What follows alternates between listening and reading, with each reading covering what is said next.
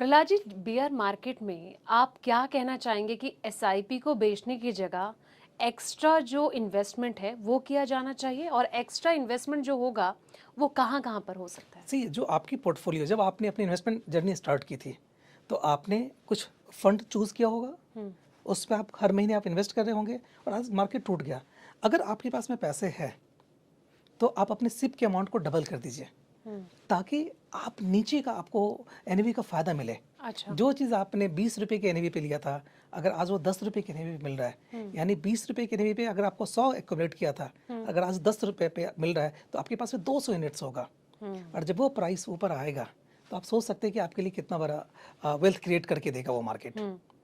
अच्छा, मान लीजिए कि अगर किसी का गोल जो है वो 2 साल के लिए है, तो ऐसी टूटती हुई मार्केट में उसे एसआईपी कंटिन्यू रखनी चाहिए या उसे थोड़ा सा बंद कर देनी चाहिए? क्या एडवाइस आप करना सबसे चाहेंगे? पहले, अगर 2 साल का गोल है तो आपको इक्विटी मार्केट से दूर रहना चाहिए।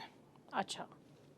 फिर आपको डेट फंड में जाना चाहिए, आपको सेंट्रल गवर्नमेंट का बॉन्ड है आपको इसमें इन्वेस्ट करना चाहिए, आपको एफडी में करना चाहिए, क्योंकि 2 साल में हमें नहीं पता कि मार्केट किस करवट होगा। हो सकता है उनको 10, 15, 20% का रिटर्न भी आ जाए, हो सकता है वो निगेटिव भी आ जाए। इस मार्केट में वही आए जिनको कम से कम 5 से 7 साल का टाइम है, मतलब लॉन्ग ऐसा टर्म के लिए ही आए। ऐसा देखा गया कि अगर आप 7 ईयर्स इस मार्केट में इन्वेस्टेड है तो 0% चांस है कि आपका पैसा टूटेगा। अच्छा, यहाँ पे आपने ना बॉन्ड की बात की, तो एक सवाल मेरे जहन में ये कि जिस तरीके की अभी सिचुएशन हम देख रहे हैं मार्केट को लेकर, लगातार एक के बाद एक झटके मार्केट में लगे हैं, तो ऐसे में कई तरह की सलाह ये दी जा रही है कि अब बॉन्ड की तरफ शिफ्ट हो जाओ। क्या आप मानते हैं ऐसा? बिल्कुल भी नहीं। आप आज बॉन्ड की तरफ शिफ्ट हो जाएंगे, मार्केट कल को फिर बढ़ जाएगा, तो आपकी जो, जब फिर आप इन्वेस्ट करेंगे तो आप ऊंची प्राइस में इन्वेस्ट करेंगे। तो जो अभी आपको मार्केट में अपॉर्चुनिटी मिला हुआ है उसका आप फ़ायदा लीजिए। मैं छोटा सा एग्जांपल देता हूँ, 2020-21 के आसपास में, चाहे वो नोएडा का मार्केट हो, गुड़गांव का मार्केट हो, बहुत सस्ती फ्लैट मिल रही थी। मिल रही थी ना? कोविड का दौर था। मिल रहा था ना, क्यों मिल रहा था? क्योंकि उस समय हर कोई बेच रहा था, खरीद कोई नहीं रहा था। राइट। जब सारी दुनिया बेच रही हो ना तो आपको खरीदना चाहिए, और जब सारी दुनिया खरीद रही हो, और जिन्होंने खरीदा वो आज देखिए कितना फायदा 2x, उन्हें मिल रहा 3x, 4x हो चुका है पैसा। आज हम रिग्रेट कर रहे हैं ना कि ओह मैंने उस समय ले लिया होता तो कितना बढ़िया होता मेरे लिए। तो आज वही अपॉर्चुनिटी है, आज से 2 साल के बाद, 3 साल बाद आप रिग्रेट करेंगे कि यार मैं, ये जब वॉर हुआ था उससे मार्केट टूटा था, मैं ले लेता। आज से 6 महीने पहले, 1 साल पहले हम रिग्रेट करते थे ना, जब मार्च 2020 में कोविड के टाइम में मार्केट टूटा था, वो काश मैं उस समय इन्वेस्ट कर दिया होता, तो आज मेरा भी 15, 20, 25% का रिटर्न आ रहा होता। बिल्कुल। तो ये टाइम आपको रिग्रेट करवाएगा अगर आप इन्वेस्ट नहीं करते तो। ये इससे बढ़िया टाइम मुझे नहीं लगता कि एक इन्वेस्टर्स के लिए, एक वेल्थ क्रिएटर के लिए आ सकता है। बिल्कुल, आपने बिल्कुल सही बात बोली है। और अक्सर आप कहीं ना कहीं लॉन्ग टर्म की सलाह देते हैं, और ये हमेशा कहते हैं कि जब ऐसी सिचुएशन आ जाए तो बिल्कुल पैनिक नहीं होना चाहिए, बल्कि खुश होना चाहिए, क्योंकि देखिए सस्ती यूनिट्स उन्हें लगातार मिलती रहेंगी। बिल्कुल सही बात है। आजकल T20 का ज़माना है ना। चौका छक्का कौन मारता है? जो पिच पे टिका हुआ है वही तो चौका छक्का मार सकता है ना। जो पेवेलियन जा चुका है वो क्या मार सकता है क्या? वो रिग्रेट ही कर बैठता है। ठीक है, अगर आज मौसम सही नहीं है, वॉर चल रहा है, तो आप 1 रन 2 रन लीजिए ना। किसने कहा है आपको कि आप चौका छक्का मारिए? अच्छा। अगर आप एक बार वापस चले गए पेवेलियन ना, अगर एक बार आपने यहाँ से पैसा निकल करके आप बॉन्ड में शिफ्ट हो गए, तो मार्केट आज जहाँ है वहाँ से अगर 15%, 20% बढ़ता है तो आपका तो कोई फ़ायदा नहीं होगा ना। अच्छा, इस बीच ना कहीं ईटीएफ्स की जब भी हम बात करें, अब इसका क्रेज भी देखिए बहुत बढ़ता जा रहा है, क्योंकि जब हमने देखा कि सोने के चांदी के रेट बढ़ गए थे, उसके बाद फिर हमने करेक्शन देखी, तो ऐसे में लोगों ने ईटीएफ में भी पैसा लगाना शुरू कर दिया था। ऐसे में मैं आपसे जानना चाहूंगी कि क्या एडवाइस आप करना चाहेंगे, एक तरफ ईटीएफ एक तरफ एसआईपी, किस और भेजना चाहेंगे आप इन्वेस्टर कहीं को? पे भी पैसा लगा सकते हैं। ईटीएफ का भी पैसा इक्विटी में ही जाता है, और म्यूचुअल फंड्स का जो पैसा है, सिप का भी पैसा है, वो इक्विटी में ही जाता है। तो आप कहीं पे भी इन्वेस्ट कर सकते हैं। डिपेंड कहाँ ज्यादा प्रॉफिट मिलेगा? डिपेंड करता है कि इस ईटीएफ में भी काफ़ी ईटीएफ्स है। राइट। डिपेंड करता है कि आपका रिस्क एपेटाइट कितनी है। राइट। अगर आपके पास रिस्क एपेटाइट है तो आप ईटीएफ की तरफ जाइए। आपको लगता है कि नहीं मुझे डाइवर्सिफिकेशन चाहिए तो आप म्यूचुअल फंड की तरफ जाइए। ये डिसीजन ना जो इन्वेस्टर्स है अपने एडवाइजर के साथ बैठ करके तब उनको लेना चाहिए कि उनका गोल क्या है, पर्पस क्या है इन्वेस्ट करने का, उनके पास टाइम कितना है, उस हिसाब से ये कैलकुलेशन होता है। अच्छा, फ्लक्चुएशन मार्केट में आप न्यू बिगनर को सलाह देंगे कि तुम निवेश कर लो? बिल्कुल, क्यों नहीं करना चाहिए, बिल्कुल करना चाहिए, बिल्कुल करना चाहिए। तभी तो आपको पता चलेगा कि आज से 2 साल बाद, 3 साल बाद, 4 साल जब मार्केट अच्छा होगा तो आप एक एक्सपीरियंस तो लोगे, यार जब मार्केट टूटा था तो मैंने इन्वेस्ट किया था। तो सी, इन कोई भी इन्वेस्टर्स हो, न्यू इन्वेस्टर्स हो, बिगनर्स हो या सीजन प्लेयर हो, ऐसी मार्केट में तो सबको इन्वेस्ट करना चाहिए। बिल्कुल। चलिए, अगर आप सिर्फ स्मूथ रोड पर ड्राइव करेंगे ना तो आप अच्छे रेसर ड्राइवर नहीं हो सकते। बिल्कुल बिल्कुल सही कहा आपने। अच्छा, एक व्यूवर्स का एक और कमेंट है, उनका ये कहना है कि मार्केट बहुत बार नेगेटिव रिटर्न भी देता है। लॉन्ग टर्म में 10 से 12% रिटर्न मिलता है, करोड़ों का तो बस सपना रह जाता है। ऐसे में हमें करना क्या चाहिए? सी, सपना पूरा होता है और पूरा इसी मार्केट में होता है। लॉन्ग टर्म की जब भी हम बात करते हैं तो 12 साल 15 साल आप इन्वेस्टमेंट रखिए तो पैसा वेल्थ क्रिएट होगा। सी, आयरनी क्या है कि हम 10 साल के लिए ना एफडी में इन्वेस्ट करके छोड़ देते हैं। हम भूल जाते हैं कि मेरा बैंक उस पैसे पे क्या कर रहा है। वहाँ पे 6% 7% से ज़्यादा इंटरेस्ट तो नहीं आता। बट जब भी हम इक्विटीज़ में, म्यूचुअल फंड्स में, ETF में पैसा लगाते हैं, आप रोज़ देखना शुरू कर देते हैं। बिल्कुल, है ना? क्यों देखना शुरू कर देते हैं? मार्केट चल रहा है, फियर में है हमें, मेरा पैसा बर्बाद तो नहीं हो जाएगा। यार ये पैसा कहाँ जा रहा है? हिंदुस्तान के टॉप 50 कंपनीज में जा रहा है, हिंदुस्तान के टॉप 100 कंपनीज में जा रहा है। आज वॉर की सिचुएशन पे भी क्या आपका जो एक्सपेंस है वो कम हुआ है या वैसे ही का वैसे ही है? बिल्कुल वैसा ही वैसे चलता ही है। है। हाँ। और ये बढ़ेगा, कम तो नहीं होगा। अब सिलेंडर के दाम चाहे आसमान पहुंच जाए, खाना तो इंसान खाएगा ही। खाएगा ही खाएगा ना। अब मुझे बताइए, जो आपकी लाइफ स्टाइल है, जो आपके एक्सपेंसेस है, वो ना कम होगा, बढ़ेगा ही। जब बढ़ेगा यानी आप प्रोडक्ट खरीदेंगे ना, हाँ। जो भी प्रोडक्ट्स हैं, चाहे वो आप लाइफ स्टाइल प्रोडक्ट्स ले लीजिए, आप कॉस्मेटिक्स ले लीजिए, आप कुछ भी ले लीजिए, अगर आप कहीं ना कहीं से खरीदेंगे तो कोई ना कोई सेलर तो होगा ना। बिल्कुल। FMCG प्रोडक्ट्स है, वो बिक रहा है ना मार्केट में, यानी प्रोडक्शन बढ़ रहा है ना। प्रोडक्शन बढ़ेगा तो उस कंपनी का प्रॉफिट भी तो आएगा ना, और आप उसी में पैसा लगा रहे हैं, है ना। तो मार्केट कहीं पे भी हो, आपको डरने की ज़रूरत नहीं है। अगर मार्केट टूट रही है तो ज़रूर पैसा लगाना चाहिए आपको, सेल में तो ज़रूर लगाना चाहिए, तभी आपका फ़ायदा, तभी आपका वेल्थ क्रिएट होगा। बिल्कुल।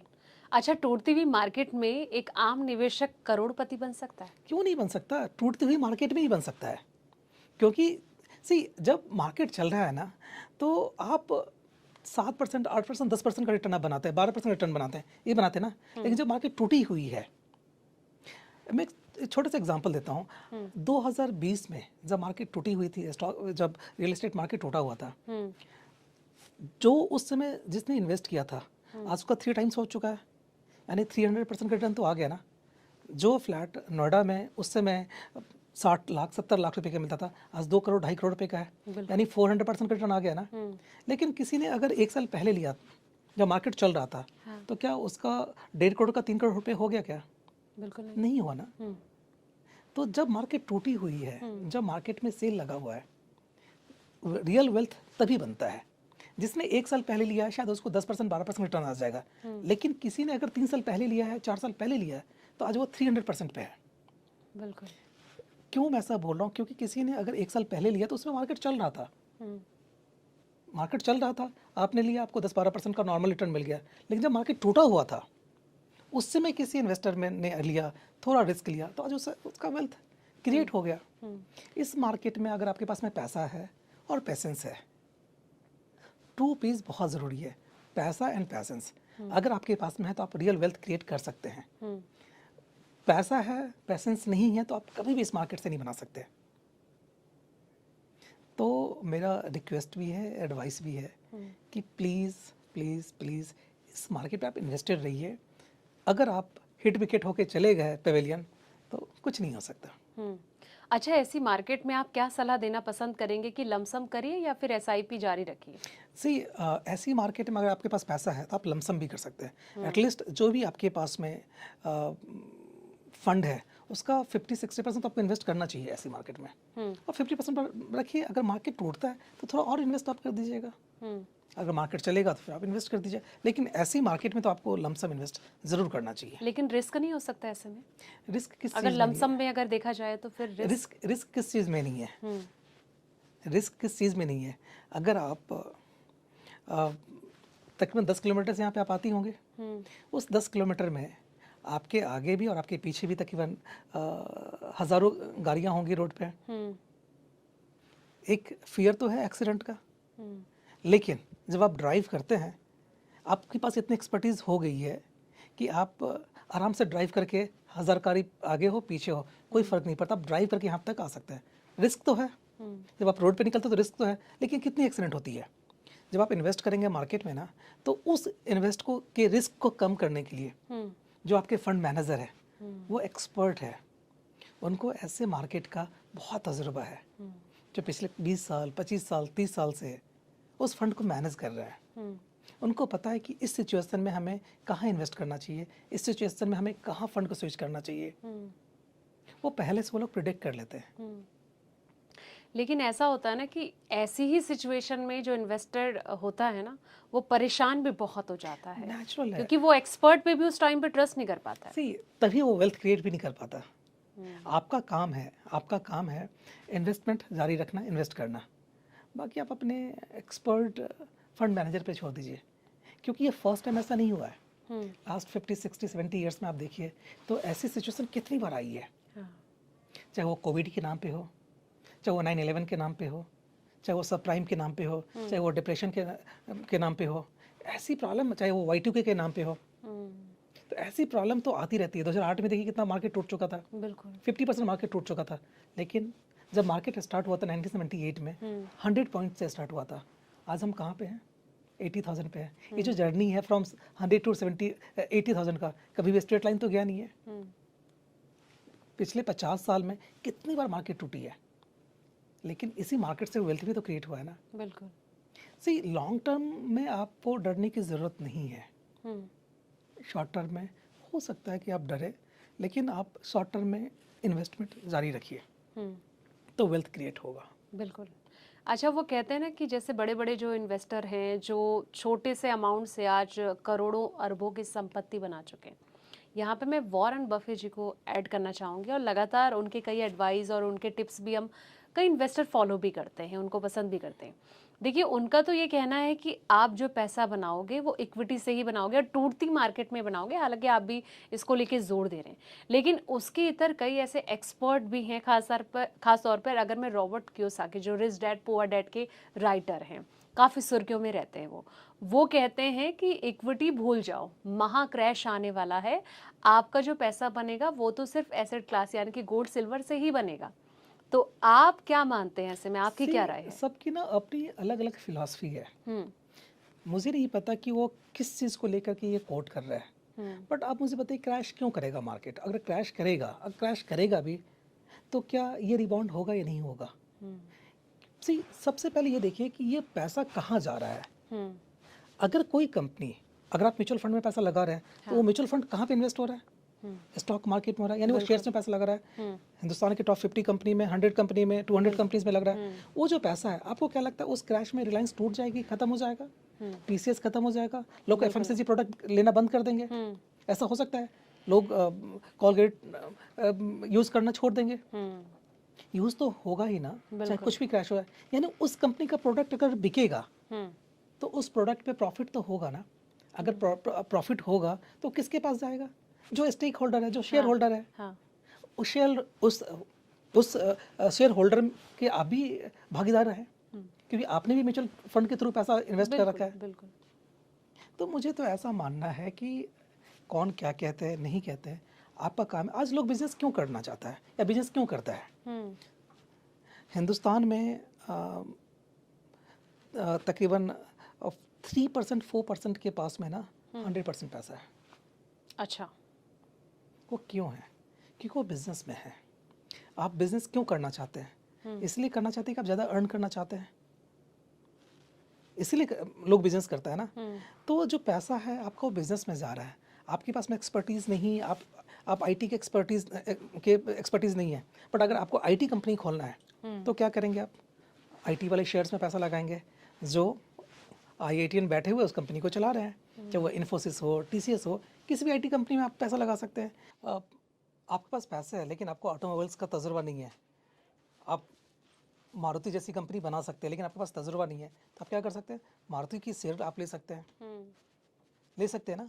तो ये इन्वेस्टमेंट है, आपके पास में पैसा है, आप क्यों ले रहे हैं शेयर्स, क्योंकि ऑफ कोर्स बिजनेस में आप उनके बिजनेस में पैसा लगा रहे हैं। वेल्थ बिजनेस से ही क्रिएट हो सकता है, नौकरी करके नहीं हो सकता। बिल्कुल।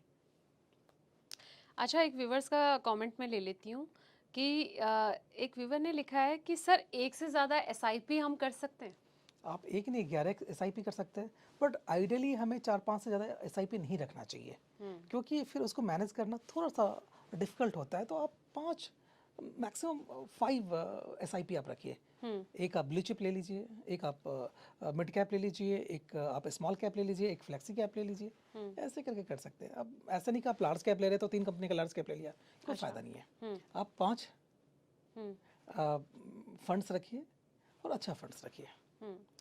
अच्छा, एक कमेंट्स और है कि इसमें लिखा है कि ETF SIP सही है या फिर ETF में डेली डिलीवरी लेना सही है लॉन्ग टर्म के लिए, कुछ बताएं सर। सी ETF में डेली डिलीवरी का मतलब हो गया आप प्योर इक्विटी के मतलब में आपका एक्सपोजर हो गया, वो रिस्की हो सकता है।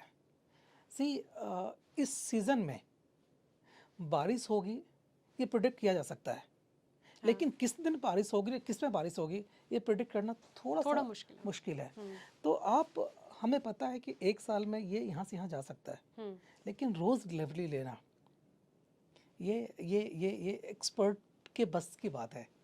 कल अगर ट्रम्प ने कुछ और अनाउंस कर दिया तो शायद मार्केट नीचे भी आ सकता है और मार्केट ऊपर भी जा सकता है। आज आपने डिलीवरी उठा ली, कल कोई नेगेटिव न्यूज़ आ गया, फिर क्या करेंगे आप?